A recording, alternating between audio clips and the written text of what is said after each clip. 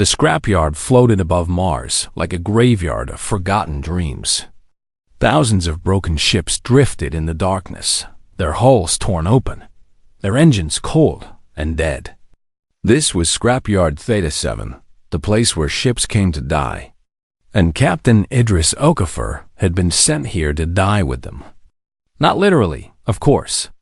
But when the Galactic Concord wanted to punish a human officer for speaking too loudly, they did not put him in a prison. They put him somewhere worse.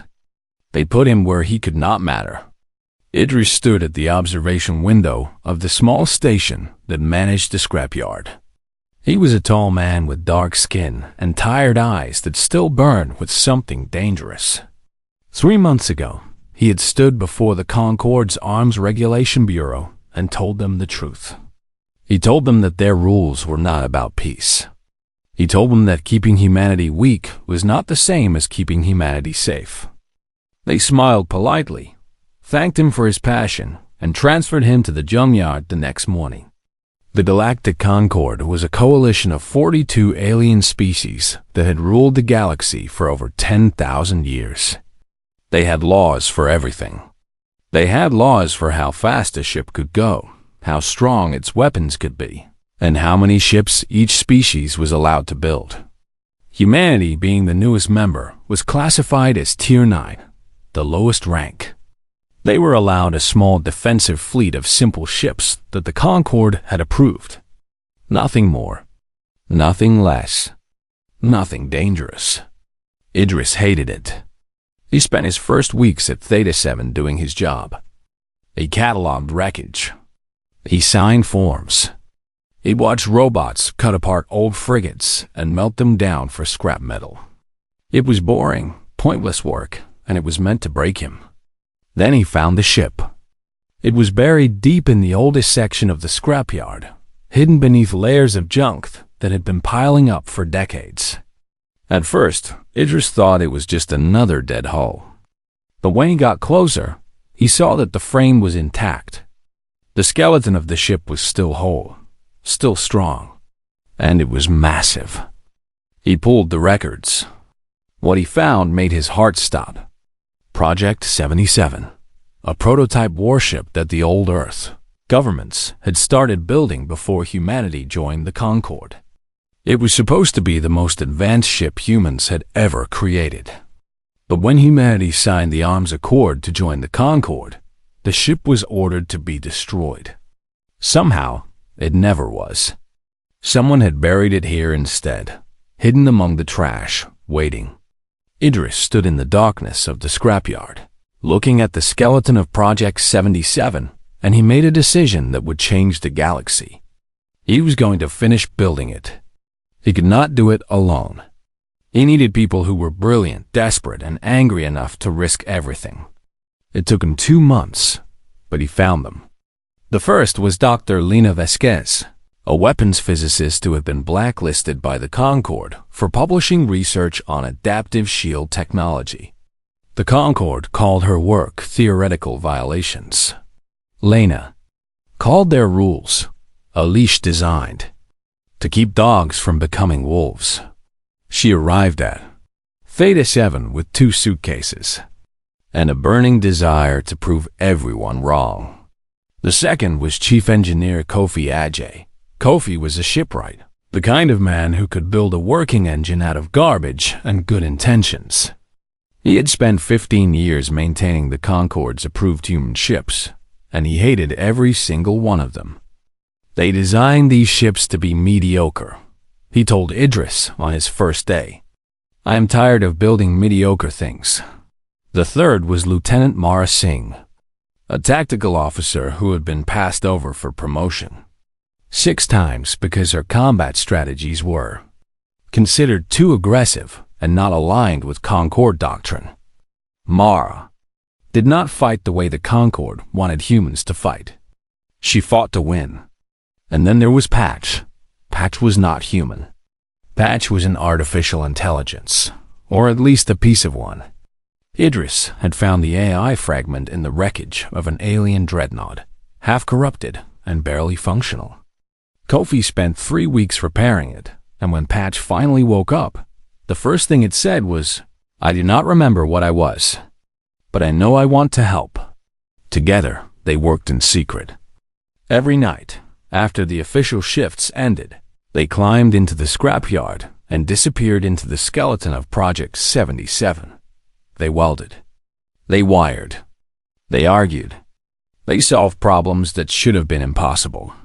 The Concorde designed ships with one philosophy: specialization. A ship was either fast or tough. It was either a weapons platform or a shield bearer. It did one thing, and it did that one thing well. This was the rule. This was the doctrine. This was the way things had been done for 10,000 years. Idris and his team threw that rule in the garbage. They built the Perseverance to do everything. Lena designed an adaptive shield matrix that could learn incoming weapon frequencies in real time and change its energy pattern to block them. The more you shot at the Perseverance, the less your weapons would work. Kofi built a kinetic accelerator that ran the entire length of the ship, a magnetic cannon that could launch projectiles at nearly the speed of light. Mara designed the tactical systems so the ship could switch between 7 different weapon types in the middle of a fight, adapting to whatever enemy it faced.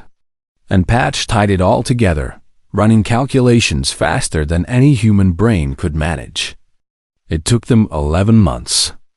11 months of secret work, stolen parts, and sleepless nights. 11 months of lying on reports and hiding energy signatures and praying that nobody looked too closely at the scrapyard above. Mars. When the Perseverance was finally complete, Idris stood on her bridge for the first time. The ship hummed around him like a living thing. The lights were dim. The systems were rough. The paint was uneven, and the floors were scratched. She was ugly. She was imperfect. She was held together with stubbornness and spit.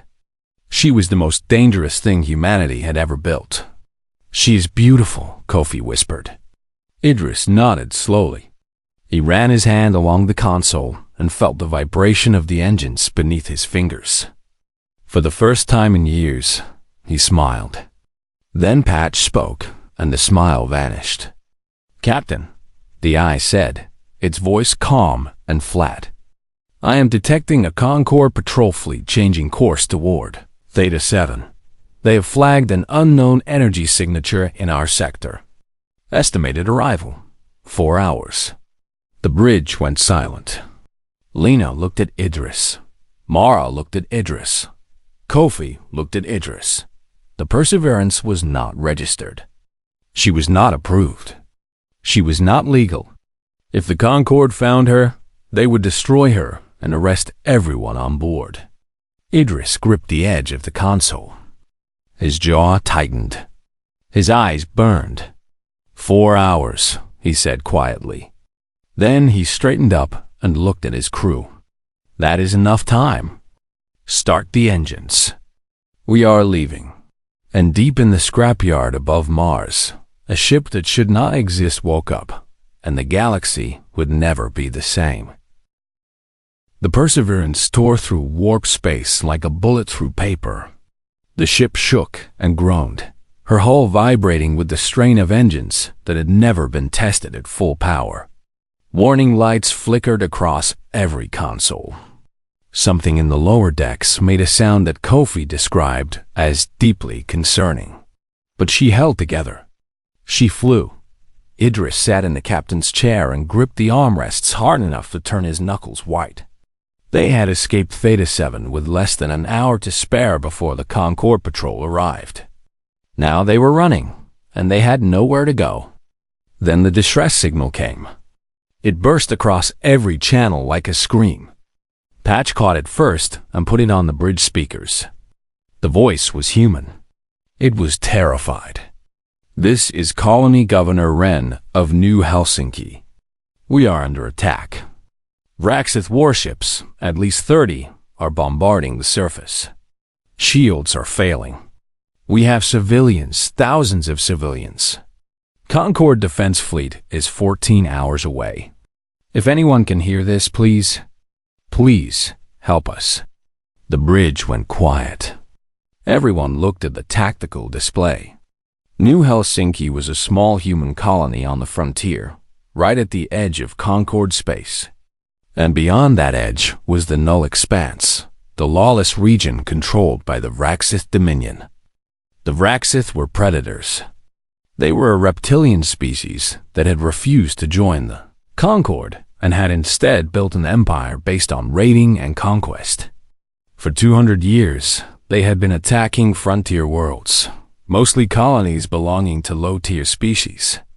The Concord responded with stern warnings and occasional patrols, but never with real force. The frontier worlds were expendable. Everyone knew it. Nobody said it. Mara pulled up the tactical data. 32 Vraxith warships. Mix of cruisers and destroyers. 1 command carrier. They are in standard bombardment formation over the northern continent. She paused. Colony shields will fail in approximately 20 minutes. And the nearest Concord fleet? Idris asked. 14 hours, Patch confirmed. 14 hours. 20 minutes. The math was simple and cruel. Lena looked at Idris. "We are 1 ship," she said carefully. 1 untested ship. "I know," Idris said. "Against 32, she added. "I know." Kofi leaned against his engineering console and crossed his arms. "Captain, I want to say for the record that this is insane." "Noted," Idris said. Then he turned to Mara. "Set a course for New Helsinki. Maximum speed." Mara did not hesitate. She did not argue. She simply smiled, a sharp, dangerous smile, and her fingers flew across the controls. Course set. "We will arrive in 9 minutes." The Perseverance dropped out of warp above New Helsinki like a thunderclap. She appeared suddenly in the space between the planet and the Vraxith fleet, alone, scarred and impossibly small compared to the wall of warships that hung in orbit. On the bridge of the Vraxith command carrier, Warlord Sethrak watched the new contact appear on his tactical display. He was a massive creature, nearly 3 meters tall, covered in dark scales and old battle scars. He had been raiding Concord space for 40 years, and he had never once been seriously challenged. He looked at the single human ship and laughed. It was a deep, rumbling sound that echoed through his bridge. "1 ship," he said to his officers. "The humans send 1 ship. Destroy it. Do not waste more than 2 cruisers on it." 2 Vraxith cruisers broke formation and moved toward the Perseverance. They opened fire with their standard plasma batteries, concentrated beams of superheated energy that could melt through conventional hull armor in seconds. The beams hit the Perseverance's shields. They splashed against them like water against stone. Lena watched her console with wide, focused eyes. The adaptive shield matrix was working. It was reading the frequency of the Vraxith weapons, analyzing their energy patterns and adjusting in real time. With every shot that hit, the shields got stronger. "Shield adaptation at 40%, Lena reported. 60%, 80, 92. "Captain, their weapons are becoming almost completely ineffective." Sethrak watched from his carrier as his cruisers poured fire into the human ship and achieved nothing. His laughter stopped. For the first time, his eyes narrowed. "All ships," he ordered. "Focus fire on the human vessel." 32 ships turned their weapons on the Perseverance. The space around her lit up with plasma fire. Hundreds of beams struck her shield simultaneously. The ship rocked and shuddered. But the shields held. The Matrix had learned. The Vraxith weapons could not touch her. "Mara," Idris said calmly, "you may begin." Mara activated the Perseverance's weapon systems, and something terrible was born. The kinetic spine fired first. The magnetic accelerator that ran the entire length of the ship charged for half a second and then released a solid tungsten projectile at a significant fraction of the speed of light. The round crossed the distance to the nearest Raxith cruiser in the blink of an eye. It did not just hit the ship. It went through it, clean through from bow to stern, and continued into the cruiser behind it. Both ships broke apart like glass. 2 ships. 1 shot. 2 seconds. Before the Vraxith could react, the Perseverance surged forward into their formation. At close range, she became something out of a nightmare. Plasma lances cut across destroyer hulls. Electromagnetic pulses shut down enemy systems. Torpedo salvos turned cruisers into expanding clouds of fire and metal. And then Mara deployed the Hive. Thousands of micro-drones poured from launches along the Perseverance's hull. They were small, no bigger than a fist, but they moved with terrible purpose. They attached themselves to Vraxith hulls and began to eat.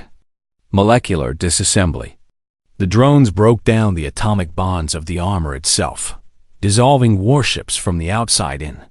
The Concorde had banned this technology 1,000 years ago.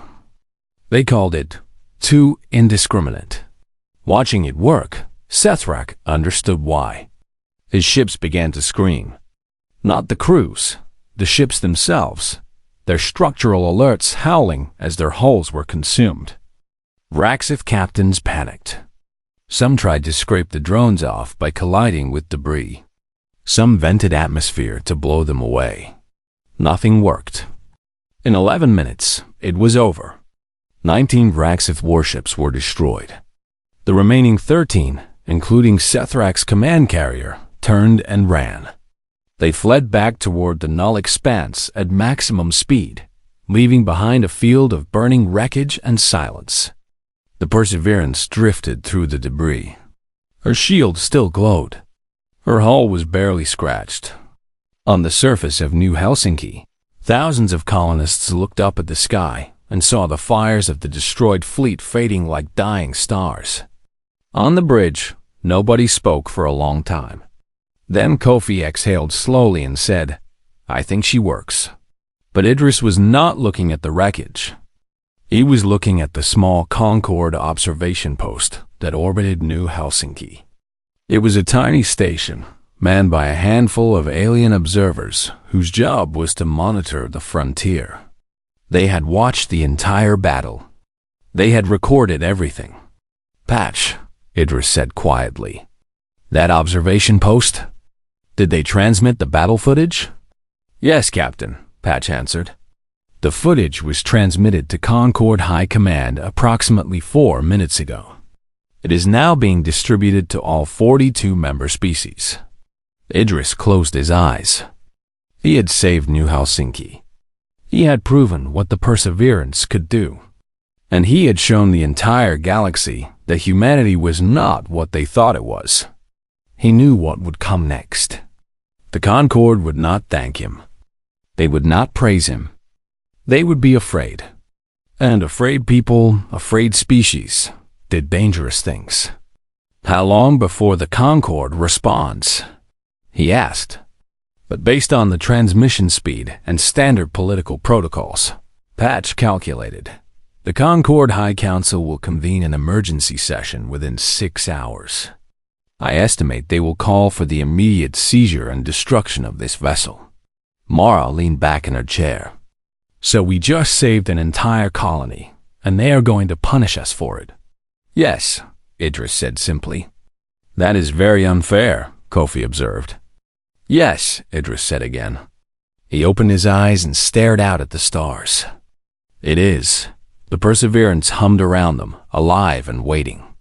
Somewhere in the galaxy, 42 species were watching the footage of a single human ship tearing apart a fleet of 32 warships in 11 minutes. And somewhere in the hearts of every politician, admiral, and elder in the Concorde, a new emotion was growing. It was not gratitude. It was not admiration. It was fear. Pure, cold, rational fear. Because if one human ship could do this, what could 10 do? What could 100 do? What could 1,000 do? The galaxy had just changed. and it did not know yet how much. The Citadel of Accord was the largest structure in the known galaxy.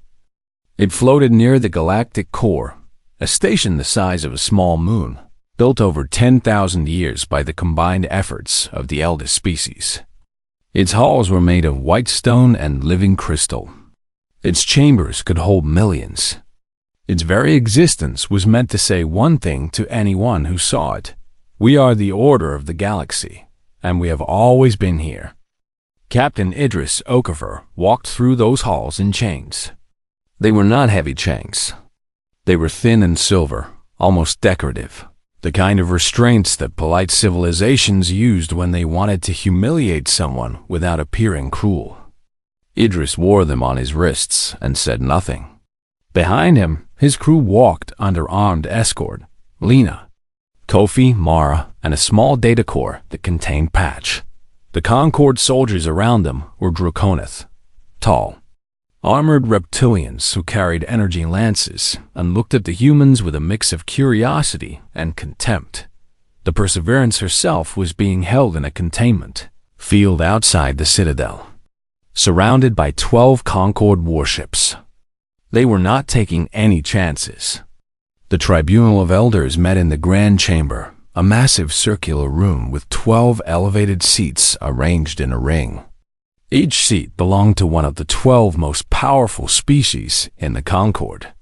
Below them, in the center of the floor, was a platform where the accused would stand. It was designed to make anyone standing on it feel small. Idris stood on it and did not feel small at all. The charges were read by a Quorth, a pale, many-armed creature from the traitor species, its voice flat and emotionless. Captain Idris Okafor of the human species. You are charged with unauthorized construction of a military vessel. You are charged with the use of weapons banned under the Arms Accord, specifically molecular disassembly drones and kinetic accelerator systems. You are charged with operating an unregistered warship in Concord space. And you are charged with destabilizing the galactic order. How do you respond? Not guilty, Idris said. On all counts. A murmur rippled through the chamber. In the elevated seats, the elders exchanged glances. The trial lasted 3 days. It was not really a trial. It was a performance, and everyone knew it. The elder species had already decided what they wanted. The only question was whether they could all agree. The Aleph Grand Elder spoke first. The Aleph were ancient insectoids, thin, fragile-looking creatures with compound eyes and voices like rustling leaves. They were the diplomats of the Concord, and they were terrified. This ship must be destroyed, the Grand Elder said. It represents a violation of everything the Arms Accord stands for. If we allow one species to build whatever it wants, the system collapses. Order collapses. Peace collapses. The Draconith War Marshal spoke next. The Draconith were warriors, proud and powerful, and their fleet was the largest in the Concord. The War Marshal was a scarred old soldier with one eye and a voice like grinding stone. The human ship is impressive, he admitted, and the word sounded like it physically hurt him to say. But it is also illegal.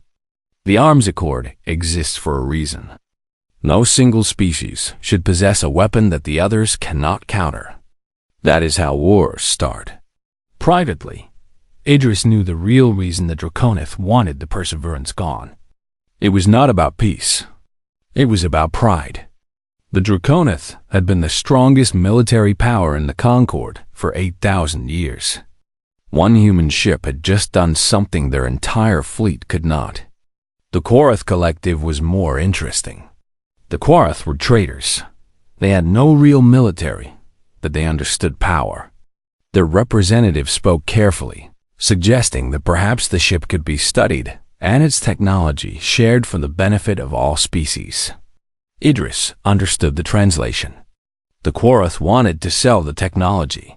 They did not care about rules. They cared about profit. On the second day, Idris was allowed to speak. He stood on the platform, still in chains, and looked up at the 12 most powerful beings in the galaxy. He did not beg. He did not apologize. He spoke simply, in a voice that carried to every corner of the massive chamber. "You say I broke the law," he said. "You are right. I did. I built a ship that your laws say should not exist. I used weapons that your laws say should not be used. And I did it to save 12,000 human lives on a colony world that your laws say is not important enough to protect." The chamber was silent. "New Helsinki has been asking for better defenses for 9 years, Idris continued. 9 years of requests. 9 years of being told that the Concorde would handle it. 9 years of watching Vraxith raiders get closer and closer while the Concorde's great fleet sat in the core systems and did nothing. Because New Helsinki is a Tier 9 colony. Because we are the lowest. Because our people are not worth the cost." He paused and looked directly at the Alith Grand Elder. "You talk about peace. But whose peace? Your worlds have not been raided. Your colonies have not burned. Your children have not died screaming while the Concorde's balanced fleet was 14 hours away." His voice was steady, but there was fire underneath it. "The Concorde does not keep the peace. The Concorde keeps the hierarchy. And I'm done pretending those are the same thing." The chamber erupted. Alien voices shouted over each other. Several elders demanded that Idris be silenced. Others sat very still, thinking. That night, while Idris sat in a holding cell beneath the citadel, Lena and Kofi were working on something else entirely. They had brought Patch's data core with them, and the eye had been quietly processing something for weeks, the encrypted files from the alien Dreadnought wreckage where Patch had originally been found. "I have finished decrypting the files," Patch announced quietly through a small speaker. "What I found is significant. The files contain records from over 6,000 years ago, from the original founding of the Arms Accord. And they told a very different story than the one the Concorde taught. The Arms Accord had not been created to keep peace. It had been created by the 5 most powerful species at the time, the Alith, the Draconath, the Quarath, and 2 others, specifically to prevent any younger species from ever developing technology that could challenge their dominance. Every banned weapon, every restricted design, every rule in the Accord was not about safety. It was about control. The elder species had already developed these technologies for themselves, in secret, before banning them for everyone else. "The entire system is a cage," Lena whispered, reading the translated documents. "They built a cage and told everyone it was a house." On the 3rd day, the tribunal voted 9-3 in favor of destroying the Perseverance and sanctioning humanity. Idris stood on the platform and heard the verdict. His face did not change. Mara's hands curled into fists at her sides. Kofi looked at the floor. Lena stared at the elders with cold fury. "The vessel designated Perseverance will be dismantled," the Quarath announcer declared. "The human species will be placed under enhanced military oversight.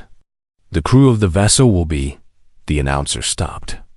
Every display in the Grand Chamber flickered. A priority alert, the highest level, blazed across every screen in the Citadel of Accord. A Vraxith armada had just entered Concorde space. Not a raiding party. Not a probe. A full invasion fleet.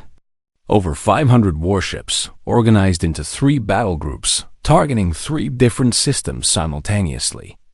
It was the largest Vraxith military operation in recorded history. And the Concorde's carefully balanced fleet, spread thin across 1,000 systems, was not ready. The Grand Chamber descended into chaos. Elders shouted. Admirals called for emergency mobilization. The Draconath War Marshal was already giving orders to his fleet, but even he could not hide the concern on his scarred face. 500 ships. The Concorde could assemble maybe 200 in time to meet them, and only at one of the 3 target systems. In the middle of the chaos, the Aleth Grand Elder turned and looked down at Idris. The ancient insectoid's compound eyes reflected 1,000 points of light from the warning displays. For a long moment, the two of them simply stared at each other. Then the Grand Elder spoke, and the words tasted like ash in its mouth. "You said your ship could fight, Captain. Prove it." Idris looked back at the Elder. He did not smile. He did not gloat. He simply nodded once and held up his chained wrists. "Take these off," he said, "and give me back my ship." The Korath corridor was a narrow passage of stable space between 2 massive nebulae. It was the only route from the null expanse into the Concorde's inner systems, and if the Vraxith fleet passed through it, nothing would stop them from reaching the core worlds. This was where the Concorde chose to make its stand. 200 ships assembled in the corridor. They came from a dozen different species. Draconith dreadnoughts with their heavy armor and energy lances. Elite shield carriers that could project defensive barriers across kilometers of space. Korath gunboats built for speed, and dozens of other vessels from mid-tier species who had been called to serve. It was the largest combined fleet the Concorde had assembled in 300 years. It was not enough. The Vraxith were bringing over 500. The Perseverance arrived last. She slid out of warp at the edge of the formation, battered and patched and ugly next to the gleaming warships of the elder species. Beside her flew a small group of human frigates, 6 ships, the only other human military vessels available. Together, they were designated the Human Auxiliary Detachment and placed at the rear of the formation. On the bridge of the Perseverance, Idris looked at the tactical display and saw the Concorde fleet arranged in a phalanx wall, a massive defensive line, ships shoulder to shoulder, shields overlapping. It was the same formation the Concorde had used for thousands of years. It was solid. It was tested. It was predictable. "They are going to lose," Mara said quietly from her tactical station. She was not being dramatic. She was reading the numbers. The phalanx wall was designed to absorb a frontal assault, but the Vraxith knew this. Their fleet was already splitting into 5 separate groups, 2 for the front, 3 for the flanks. They would hit the wall from all sides, and the Concorde ships, locked into their rigid formation, would not be able to turn fast enough. "Concorde Admiral Tith has ordered us to hold position at the rear and provide support fire," Patch reported. "I heard him," Idris said. "Are we going to follow that order?" Kofi asked from engineering. Idris did not answer. He just watched the display. The Vraxith fleet arrived like a storm. 512 warships poured out of warp in a wave of fire and metal. At their center, towering over everything else, was the Devourer of Suns, Warlord Sethrak's personal flagship, a massive carrier battleship hybrid that was the size of a small city. Sethrak had come for revenge, and he had brought everything he had. The first clash was terrible. The Vraxith front group slammed into the phalanx wall with overwhelming firepower. The Concorde line held, barely. Shields flared and buckled. Draconith dreadnoughts traded blows with Vraxith cruisers at point-blank range. Aleth shield carriers strained to keep the defensive barriers intact. Then the flanking groups hit. 3 Vraxith battle groups struck the sides of the phalanx wall simultaneously. The Concorde formation, designed for frontal defense, began to crumble at the edges. Ships that were specialized for long-range combat suddenly found enemies at close range. Ships that were built for defense had no way to strike back. The carefully balanced fleet, each ship designed to do one thing, was falling apart, because the battle required them to do everything. Concorde fleet has lost 14 ships in the first 4 minutes, Patch reported. Formation integrity is degrading. At this rate, The phalanx wall will collapse in approximately 12 minutes. Idris stood up from his chair. Mara, take us in. Finally, Mara breathed. The Perseverance surged forward, breaking away from the rear formation. The 6 human frigates followed. On the Concorde command channel, Admiral Teth's voice barked, demanding that the human ships return to their assigned position. Idris turned the channel off. What happened next would be studied by military academies across the galaxy for centuries. The Perseverance dove directly into the Vraxith flanking group on the right side. She plunged into the middle of their formation, a place where no sane captain would ever put a ship, surrounded by enemies on all sides. But the Perseverance was not any ship, and Idris was not any captain. At close range, the Perseverance became a nightmare made of metal and fire. Mara had spent months designing combat protocols for exactly this situation. She called the system adaptive engagement, and it worked like this. Patch would scan each enemy ship in real time, identify its weakest point, and automatically select the best weapon to exploit it. Against heavily armored cruisers, the kinetic spine punched through their hulls like paper. Against fast destroyers, electromagnetic pulses shut down their engines and left them drifting. Against clustered formations, the hive drones swarmed out and ate them alive. The Perseverance did not fight like a Concorde ship. Concorde ships stood in line and exchanged fire in orderly patterns. The Perseverance fought like a wild animal trapped in a cage with its enemies, spinning, striking, dodging, always moving, always changing, using every weapon it had in combinations that no alien admiral had ever seen before. Mara executed a maneuver she had designed in secret, something she called the Harvest. The Perseverance would charge into a group of Vraxith ships, drawing their fire and their attention, then suddenly cut away at full speed.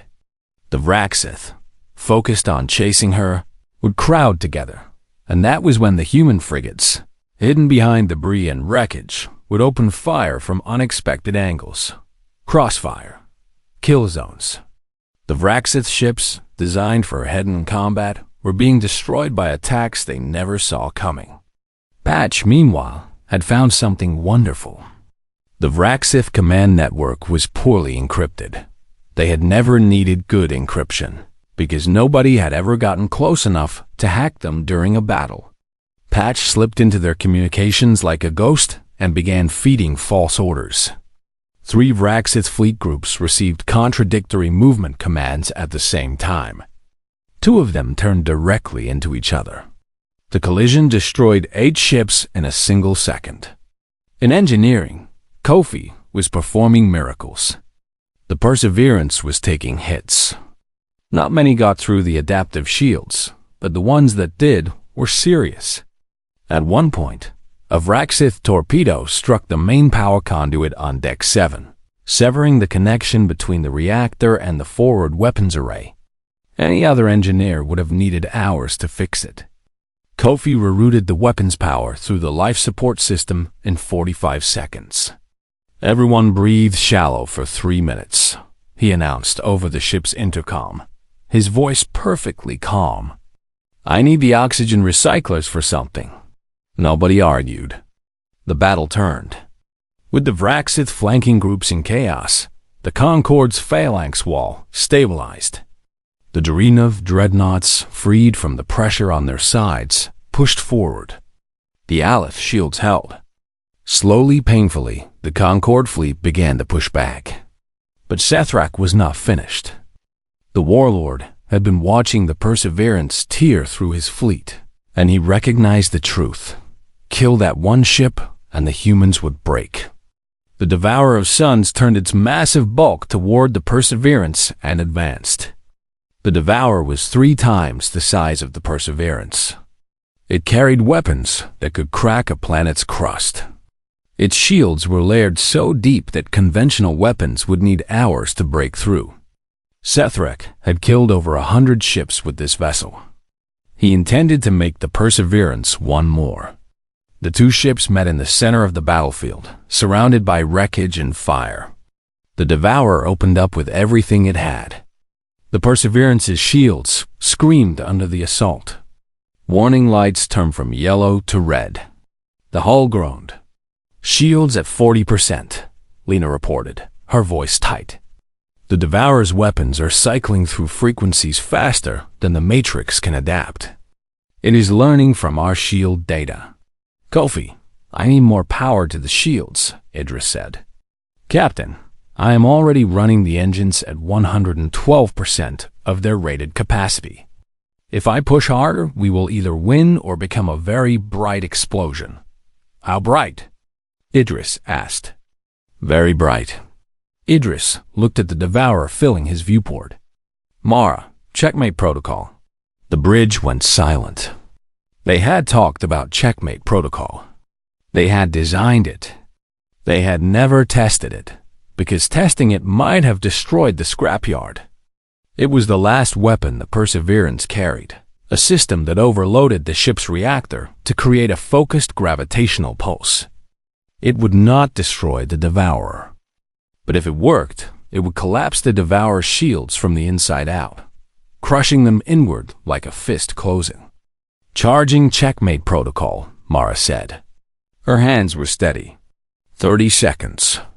The Devourer fired again. The Perseverance shuddered. Hull breaches on decks 3 and 9. The lights flickered. Somewhere deep in the ship, metal screamed. 20 seconds. Another hit. Shields at 15%. Kofi cursed in 3 languages. 10 seconds. Idris gripped his armrest. Fire. The Perseverance released the gravitational pulse. It was invisible. There was no flash, no beam, no explosion. Just a ripple in space itself that washed over the Devourer of Suns like a wave. For 1 second, nothing happened. Then the Devourer's shields collapsed. All of them. Every layer, every frequency, every barrier, crushed inward like tinfoil. The massive warship hung in space naked and exposed for the first time in its existence. The Concorde fleet did not waste a moment.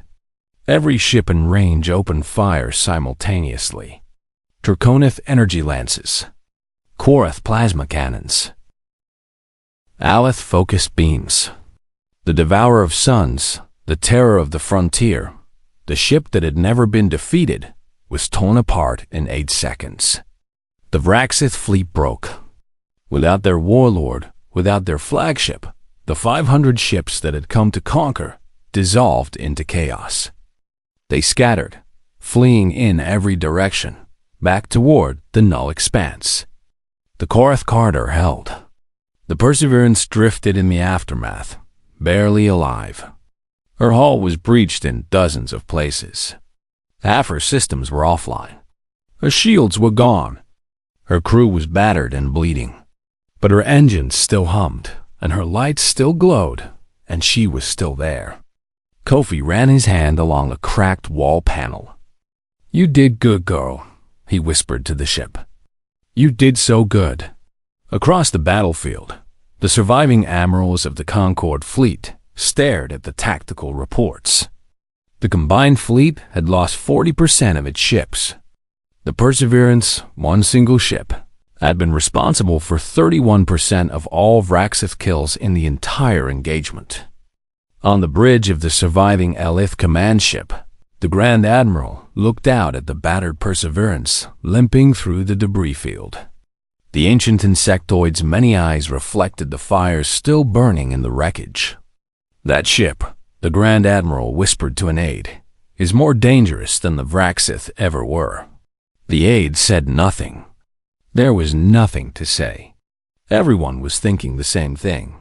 The humans had saved the Concorde. And that was the most terrifying thing of all, the wreckage of the Battle of the Korath. Corridor stretched across millions of kilometers of space. Broken ships from both sides drifted in the silence, their fires slowly dying, their stories already becoming legend. Relief ships moved through the debris, picking up survivors and the dead. And somewhere in the middle of it all, The Perseverance floated quietly, her scarred hull reflecting the distant light of unfamiliar stars. Inside the ship, the crew was exhausted. Kofi had not slept in 40 hours. He moved through the damaged decks with a welding torch in one hand and a cup of cold coffee in the other, patching holes and whispering encouragements to the ship as if she could hear him. Maybe she could. After everything she had been through, Idris was not willing to say what was impossible anymore. Lena sat in the medical bay, getting a cut on her forehead stitched by a small medical robot. Mara was on the bridge, running system checks, her face calm and focused, even though her hands had not stopped shaking since the battle ended. Patch was quiet, processing data, running calculations that no one had asked for, but everyone would eventually need. Idris stood alone in the observation room at the top of the ship. He looked out at the stars and waited. He knew what was coming. It came 3 days later. The Concorde reconvened at the Citadel of Accord. The Grand Chamber was full again, but the atmosphere was different this time. Before, the Elders had been confident. Now they were afraid. The battle had shown them something they did not want to see: their system, their balanced fleet, their 10,000-year-old doctrine had nearly failed. If the Perseverance had not been there, the Korath corridor would have fallen, and the Vraxith would have reached the core worlds. But instead of gratitude, fear won. The debate lasted 5 days. It was the longest session in Concorde history, and it was vicious. The Aleph Grand Elder spoke with a trembling voice. "We have all seen what this ship can do. We have all seen the numbers. One vessel destroyed nearly a third of the enemy fleet.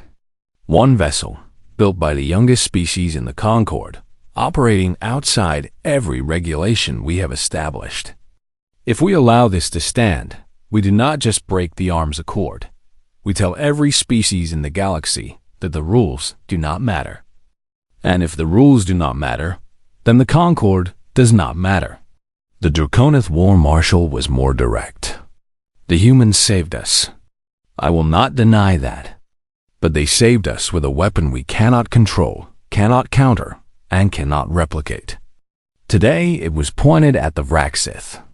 What happens when it is pointed at us?" A few voices spoke in humanity's defense.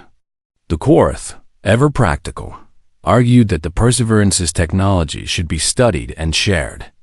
A representative from the Talari, a mid-tier species of gentle, six-limbed philosophers, stood and quietly pointed out that perhaps the fact that a Tier 9 species had to build an illegal warship to protect its own people suggested that the system itself was broken. The Talari representative was politely ignored. On the 4th day, the Concorde made Idris an offer.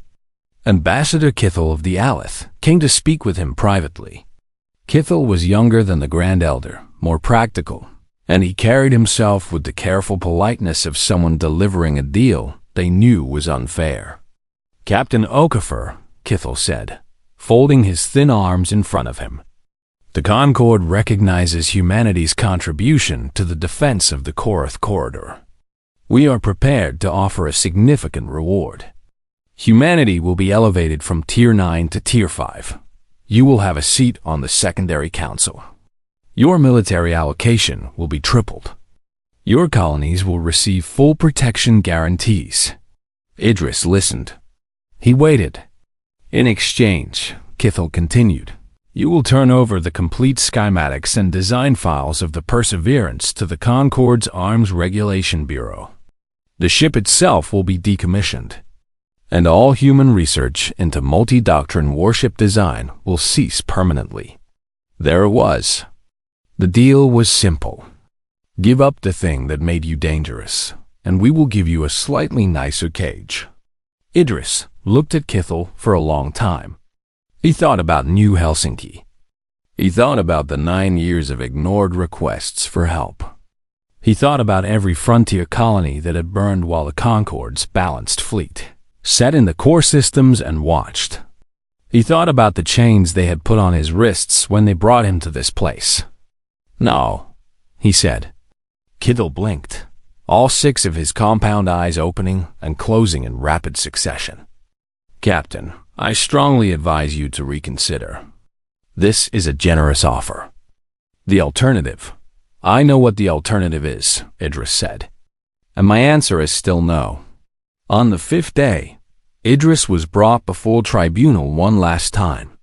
The grand chamber was packed. Representatives from all 42 species watched from the galleries. The session was being broadcast across the galaxy. Billions of beings on thousands of worlds, watching and listening. Idris stood on the platform in the center of the chamber. This time, there were no chains on his wrists. The elders had not dared, not after the battle. But their verdict was already decided. He could see it in their eyes. Before they could speak, he asked for permission to address the chamber. It was granted, reluctantly. He looked up at the 12 elders. He looked at the galleries filled with representatives of dozens of species. He looked directly into the broadcast cameras that would carry his words to every corner of the galaxy. And he spoke. You did not ban this ship because it was dangerous, he said. His voice was calm and clear. You banned it because it was ours. You banned it because a Tier 9 species, the youngest, the smallest, the least important species in your order, built something that your 10,000-year-old system said was impossible. And that terrifies you, not because of what the Perseverance can destroy, but because of what it proves. He paused, letting the silence grow. It proves that your arms accord was never about peace. It was about control. Every weapon you banned because it could level the playing field between the strong and the weak. Every restriction you imposed to make sure that no young species could ever challenge the old ones. You did not build a system of peace. You built a system of power, and you called it justice because you were the ones on top. The chamber was deathly silent. Several elders looked away. Others stared at him with open hostility. But in the galleries, among the representatives of the mid-tier and low-tier species, the ones who had been quietly obeying for centuries, something was changing. Idris could see it in their eyes. Recognition, understanding, hope. Every species in this concord that is not in the top 5 has been told the same thing. Idris continued. Stay small. Stay quiet. Stay safe. Follow the rules, and we will protect you. But you do not protect us. You never have. You protect yourselves, and you use the rest of us as a buffer. He straightened his shoulders. We are done being small. We are done being safe. And we are done asking permission to survive. The tribunal voted. The result was unanimous this time. The Perseverance and all human multi-doctrine warship designs were officially banned from Concord space. Humanity was placed under severe military sanctions. Human shipyards would be inspected monthly. Human research facilities would be monitored. Any attempt to build another ship like the Perseverance would be met with immediate and overwhelming response. Idris accepted the verdict without protest. He gathered his crew, walked back to his ship, and left the Citadel on accord. Nobody stopped him. The Perseverance was escorted out of Concord core space by a fleet of 20 warships, as if she were a loaded weapon being removed from a room full of frightened children. But as the Perseverance made her way back to human space, Patch reported something interesting. Captain, the AI said, I am detecting encrypted communications on multiple non-standard channels. They are directed at us. From whom? Idris asked. 23 different species. Tier 6 through Tier 9 civilizations. Many of them are species I do not have extensive data on. Small, quiet civilizations that have never made waves in the Concord. Idris leaned forward. What are they saying? Patch was quiet for a moment, processing. Then the AI spoke with something that sounded almost like wonder. They are asking for help. They are asking for designs. They are asking us to teach them how to build. The bridge went silent. Lena covered her mouth with her hand. Mara closed her eyes. Kofi laughed, a short, disbelieving laugh that echoed through the quiet bridge. Idris sat back in his chair and stared at the screen full of incoming messages. 23 species. 23 civilizations that had been told to be small and quiet and safe, who had watched one ugly, impossible ship tear apart the rules of the galaxy and survive. 23 peoples who had just realized that the cage they lived in had a door, and the door was open. Patch, Idris said slowly. Send them all the same reply. What should I say, Captain? Idris looked at his crew. Lena nodded. Mara nodded. Kofi grinned. Tell them, Idris said. That class is in session. The Perseverance flew on through the stars, scarred and battered and beautiful. Behind her, the Concorde scrambled to enforce its sanctions, to tighten its control, to put the walls back up. But walls could not stop ideas. Walls could not stop hope. And somewhere in the dark spaces between the stars, 23 species were already beginning to dream of ships of their own. They had banned one ship, one crew, one species that refused to stay in its place. It would not be enough. Far away, on the edge of the null expanse, a Vraxith scout ship intercepted a transmission. It was human engineering data, ship designs, weapon schematics, shield algorithms, broadcast on an open channel, spreading through the galaxy like fire through dry grass. The scout commander stared at the data scrolling across his screen, and his scales went cold. He had fought humans once. He had seen what one of their ships could do. Now they were teaching everyone else to build them. For the first time in Vraxith recorded history, a commander looked at the stars and felt not hunger, not ambition, not the thrill of the hunt, but fear. Small and cold and absolute. The galaxy had changed, and it was never going back.